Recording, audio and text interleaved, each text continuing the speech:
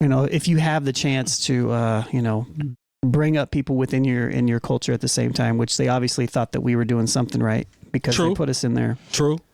You'd think that maybe you would do your due diligence on something where you're going to sell something to make a lot of money off of. So, you guys are, Jay Moore, you're very popular, man.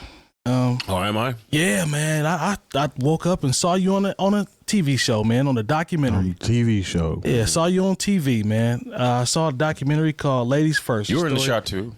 Yeah, I was in there. Yeah. Ladies First, a story, women in hip hop. I believe there are 3 current episodes on this. I think it's 5. I've only watched. I've watched all the way. I think 3 episodes up to about the 16-minute mark. Yeah, I watched all of them yesterday. Watched until I saw myself, and then what happened at the what I did happened? too. Did you really? No, I actually did. I was like, all right. I turned it off. Since I saw that, I was like, man, I don't want to watch I mean, this like, it's so far it's well produced and very good show. And it's hold on. really good. What happened at the 16th minute mark? Well, all of a sudden, what happened? I saw Meg Thee Stallion talking about her contract. Uh-huh.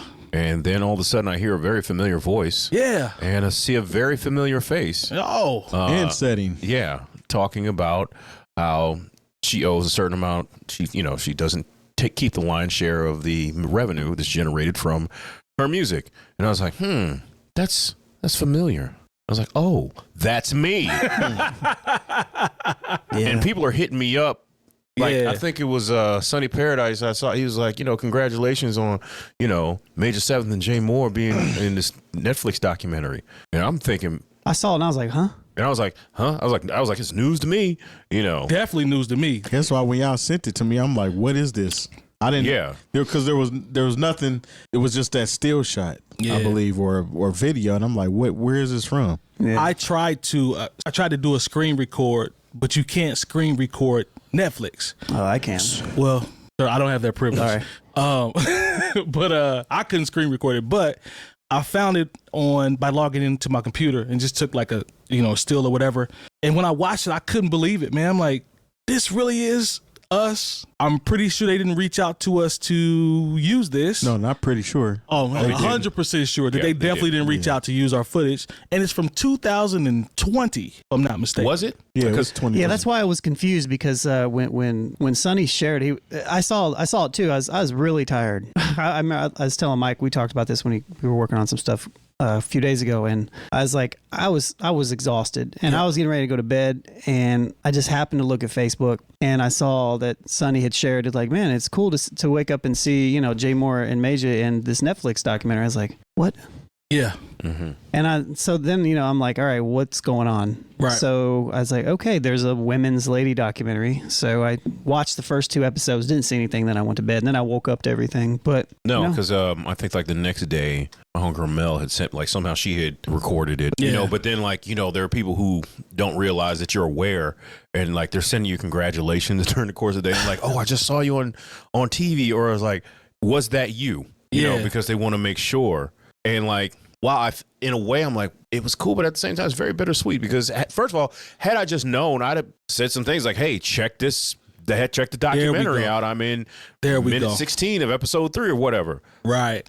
But there, you feel some type of way about your face and your voice being used in something that's generating profit, and no one even asked you. And they if miscredited it was cool. it. And they miscredited it. And so, it's almost like we're almost on the other side of like somebody getting sampled and they didn't clear the sample.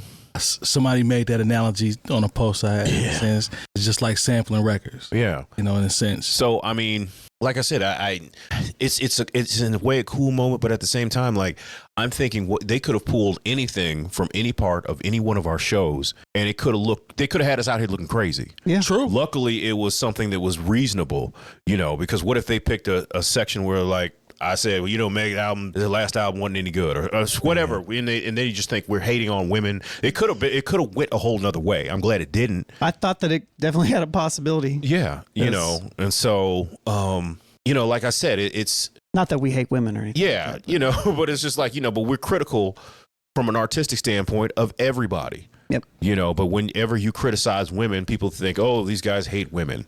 I got so many messages, and I'm, just paraphrasing here, but they had the vibe of, we out the hood now. Y'all made it. This is amazing. Life is about to change. Aren't you so happy? And I'm like, No.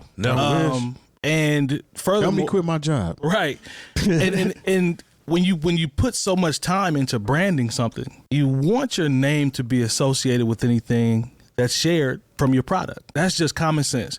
When you build a name up and you work on a brand for so long, you want that to be associated with anything that anybody sees. If not, what's the point of building a brand? It would have made me feel a little bit better if they at least said New Old Heads Podcast. That's all. Right. That right there, I'd have been like, hey. Because now people can look us up. Exactly. Yeah. Easier. You know. And Lone showed me when we were over here working, he showed me in the archives, went back and saw the footage. In the corner, over there on the left, says New Old Heads Podcast, the whole video. Go through the description. It says New Old Heads Podcast in the description. So it's not like everything just said bringing down the band everywhere. It's clear. It flashes up New Old Heads Podcast. There's like 3 different ways that you can see that it's the New Old Heads Podcast. And it was just bittersweet when I saw the bringing down the band. It's just like, I literally put my hand on my face like, you got to be kidding me. Yeah. And then I called Terry probably after I saw your inbox, and a few more people hit me up, and I hit him up, and we just both were like,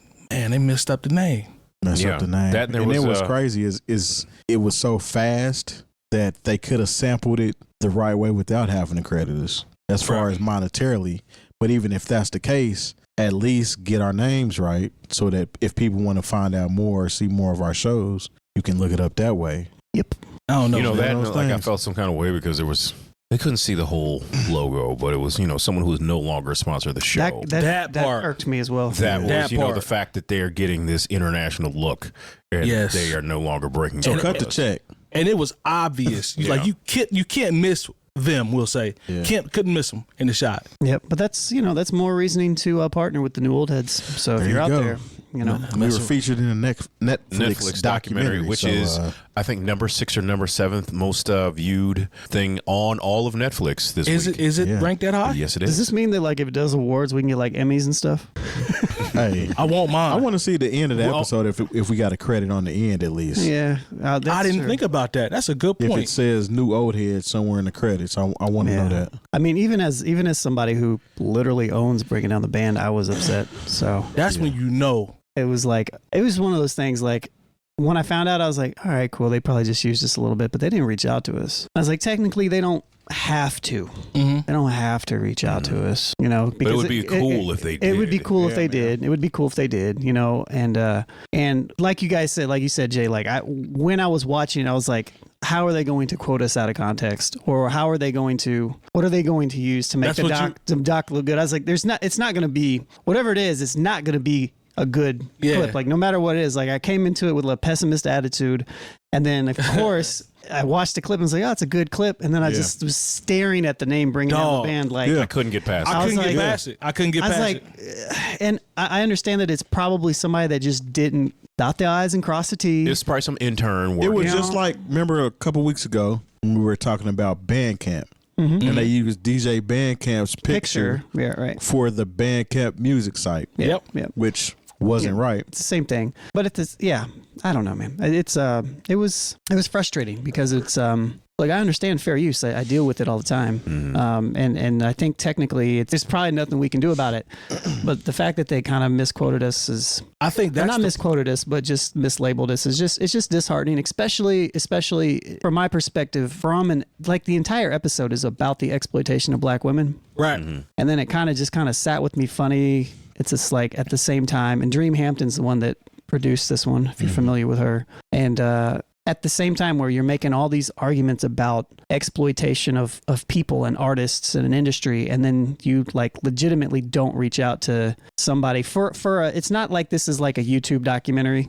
Right. This is a Netflix documentary. And I understand that probably the main reason they didn't reach out to us and maybe other people is because once you reach out, you start to create that's when the conversations start about, do you want to use this footage and how much do you want to pay for it? And everybody has a budget, and everything like that. Mm-hmm. So if you don't reach out, you can lean on fair use in that aspect if you do it in the right manner. And they did technically do it in the right manner. But at the same time, it's like the whole thing about exploitation and you're kind of exploiting. Yeah.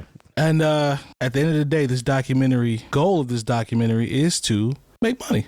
Yeah, they sold it to Netflix. It's not like this is not like a PBS special. So it's already made the money. It's made the money, and they used the least path of resistance to get to whatever the end goal is. You know what I'm saying? Like, whatever we got to do, let's scrape the barrel. Just let's get through it.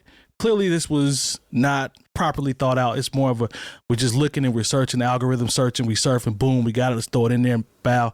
Get to the bread. Yeah, I think it was an oversight. I don't think it was intentionally. No. I don't think it was something that was intentionally done to to harm us or anything. It's just what it is.